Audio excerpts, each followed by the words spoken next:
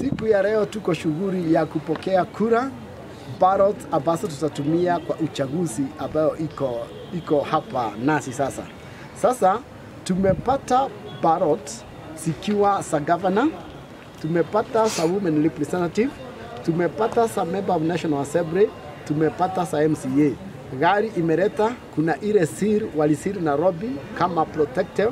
Sasa hii seal imekuja, nimeona ni ile hasijafujwa, it is not tampered. Tuko na vituo 173 na tutahakikisha kila mtu atapiga kura. Kama unaona hapa sasa tumepata ballot paper zote, ile hatujapata tu ni ya president na ya senator. Vile nilisema, jina langu ni Igembe South. Tuko hapa leo kupokea ballot papers. Yetu ni kuwitness na kuhakikisha kuna usalama ya hizo papers kutoka leo hadi wakati kura itapigwa na wakati itahesabiwa. Na wakati wa kupiga kura tumepanga mikakati ya kuhakikisha kwamba usalama utakuwa katika eneo lote la sub-county. Tumeweka officers wa kutosha.